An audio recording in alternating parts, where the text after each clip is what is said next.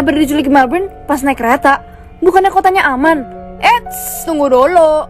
Jadi ceritanya aku tinggal di Melbourne sendiri, dan setiap hari emang berangkat kuliah tuh sendiri. Karena waktu itu musim panas, dan di Melbourne musim panasnya tuh gak ngotak banget. Plus waktu itu aku telat bangun juga, jadi aku cuma pakai kaos sama celana pendek.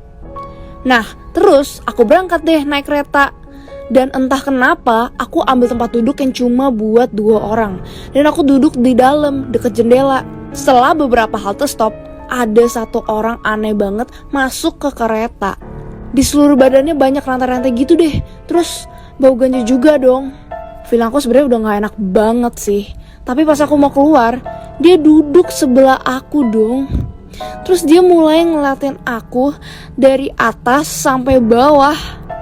Dan yang lebih parahnya lagi, dia hampir diculik di Melbourne pas di kereta. Part 2. Pas habis dia mulai ngeliatin aku dari atas sampai bawah. Yang lebih parahnya lagi, dia belai rambut aku dong. Terus aku bener-bener shock dan beku, gak bisa gerak, gak bisa ngapa-ngapain. Karena kalau aku mau keluar, aku harus lewatin dia, soalnya aku duduk di dalam.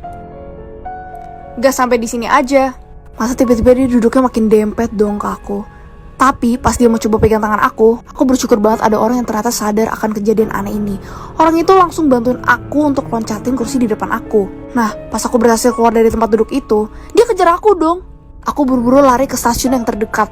Untungnya orang yang bantuin aku bantu aku cegat dia. Kalau enggak, hampir diculik di Melbourne pas naik kereta.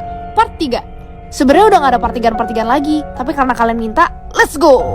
Jadi pas orang yang bantuin aku cegat dia, pas banget pintu keretanya langsung tutup. Jadi mereka gak bisa keluar dari kereta itu. Jadi nasib yang bantuin aku gimana sih? Nah, kan aku belum sampai ke stasiun tujuan aku. Jadi aku ambil kereta selanjutnya.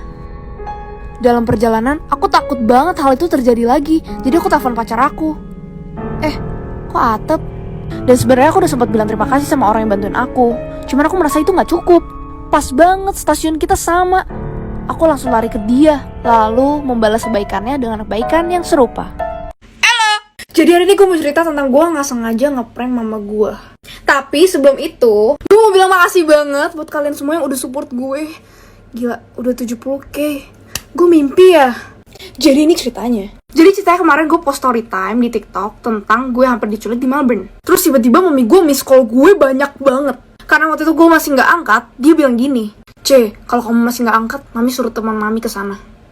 Terus gue bingung, ini gue kena masalah apa anda ya? Gue keluar rumah kagak, gue cuma di kandang ayam doang, di kamar gue. Akhirnya gue angkat teleponnya dong. Terus dia bilang kayak gini, kamu di mana? Sambil marah-marah. Dengan santainya gue bilang gini, di rumah. Terus mami gue nanya lagi, kamu gak apa-apa kan? Dengan santainya gue jawab, gak apa-apa. Terus dia masih marah dan mau beli tiket kesini buat jemput gue pulang. Terus kata papa gue di samping gak bisa makan siang.